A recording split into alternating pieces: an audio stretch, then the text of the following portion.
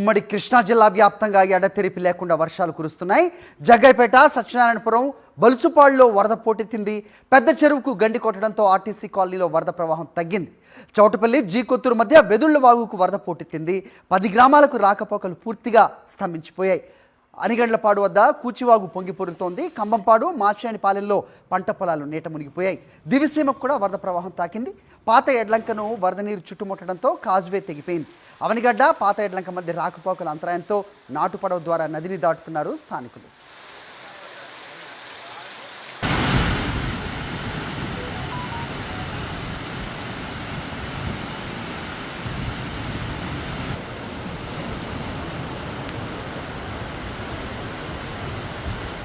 ఒకసారి ప్రకాశం బ్యారేజ్ వద్దకు వెళ్దాం. మా కరెస్పాండెంట్ అశోక్ సిద్ధంగా ఉన్నారు, మాట్లాడదాం. అశోక్, చెప్పండి.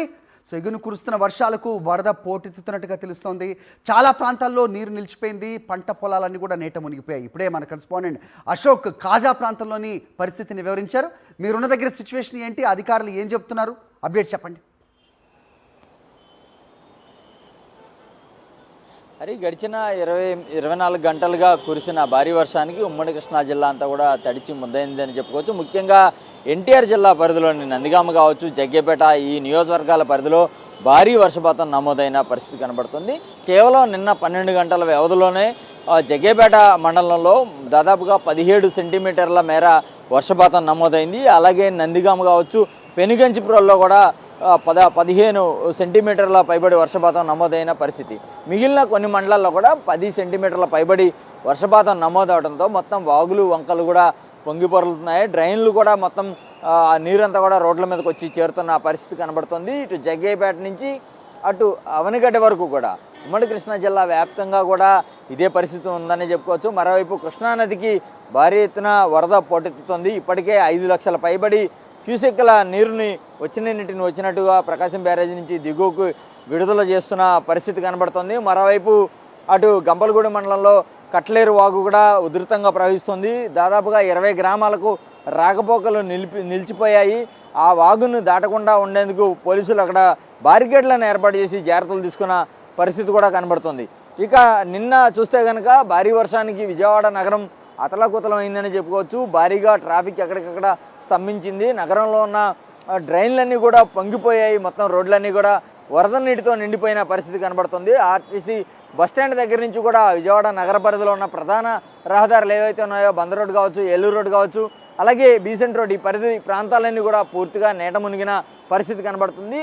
అదే సమయంలో నిన్న బెంజ్ సర్కిల్ నుంచి ఇటు బస్టాండ్ వరకు ఉన్న రోడ్డు పూర్తిగా వాహనాలతో కిక్కిరిసిపోయిన పరిస్థితి కనబడుతుంది. అదే వైపు గుంటూరు వైపు నుంచి వాహనాలు కూడా ఇటు వారధ నుంచి విజయవాడ రావడానికి కూడా అనేక తీవ్ర ఇబ్బందులు పడ్డారు. ఎందుకంటే ఓవైపు భారీ వర్షం, మరోవైపు నగర పరిధిలో మొత్తం ట్రాఫిక్ అంతా జామ్ అయిపోవడంతో ఇబ్బంది పడ్డారు. ఇక నిన్న రాత్రి నుంచి కూడా వర్షం అయితే కూడా ఇంకా కొనసాగుతున్న పరిస్థితి కనబడుతుంది. ముఖ్యంగా నందిగామ, జగ్గేపేట నియోజకవర్గాల పరిధిలో భారీ వర్షం పడడంతో నందిగామ పట్టణంలో పాత బస్టాండ్ కావచ్చు, అలాగే దేవినేని రమణ కాలనీ కావచ్చు, రైతుపేట డౌన్ కాలనీలు, ఈ కాలనీలన్నీ కూడా నీట మునిగాయి.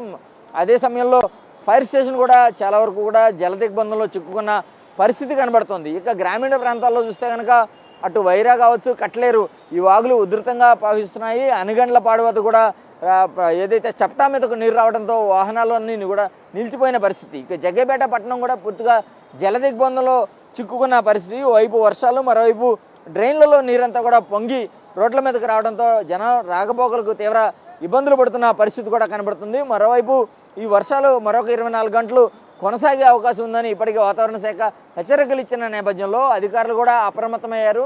ఇటు ఎన్టీఆర్ జిల్లా కలెక్టర్ కావచ్చు, లేదంటే విఎంసీ కమిషనర్ కూడా క్షేత్రస్థాయిలో ఎక్కడైతే ఈ వరద ప్రభావం ఉంటుందో అక్కడ ప్రజలను అప్రమత్తం చేస్తున్నారు. విఎంసీ పరిధిలో దాదాపుగా 45 పునరావాస కేంద్రాలను కూడా ఏర్పాటు చేసిన పరిస్థితి. మరోవైపు బుడమేరుకు సంబంధించి వరద వస్తుందని ప్రజల్లో కొంత ఆందోళన ఉన్న నేపథ్యంలో ఏదైతే బుడమేరుకు ఎగువనున్న శాంతినగర్ ప్రాంతం ఏదైతే ఉందో ఆ ప్రాంతాన్ని కూడా కలెక్టరు ఆ ప్రాంతాన్ని పర్యటించారు. అదే సమయంలో పవిత్ర సంఘం అంతా కూడా ఆయన విజిట్ చేశారు. వరద ఉధృతి ఏ విధంగా ఉందో అదే ఆ ఉధృతిని అనుగుణంగా అధికారులంతా కూడా అప్రమత్తంగా ఉండాలని మొత్తం యంత్రాంగాన్ని అప్రమత్తం చేసిన పరిస్థితి. ఓవైపు వర్షాలు, మరోవైపు వరదలు ఉండడంతో ఈరోజు ఎన్టీఆర్ జిల్లాలో మొత్తం ప్రభుత్వ, ప్రైవేటు పాఠశాలలకు సెలవులు కూడా ప్రకటించిన పరిస్థితి కనబడుతుంది. ఇక భారీగా ఎగువ నుంచి వరద వస్తున్న క్రమంలో ప్రకాశం బ్యారేజ్లో ప్రస్తుతం దాదాపుగా 5 లక్షల పైబడి క్యూసెక్ల నీరుని సముద్రంలోకి విడుదల చేస్తున్నారు. బ్యారేజ్ లెవెల్స్ 12 అడుగులు అయితే ప్రస్తుతం 13.9 అడుగుల మేర వరద ఉధృతి అయితే కూడా ఇక్కడ కొనసాగుతున్న పరిస్థితి కనబడుతుంది. మొత్తానికి గడిచిన 48 గంటల్లో కురిసిన వర్షాలకు ముఖ్యంగా ఉమ్మడి కృష్ణా జిల్లా అంతా అతలాకుతలం అయిందని చెప్పుకోవచ్చు. All right Ashok, thanks for the inputs.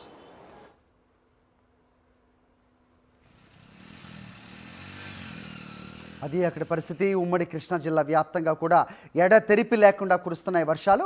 Jaggayyapeta, Satyanarayanapuram, బలుసుపాడులో వరద పోటెత్తింది.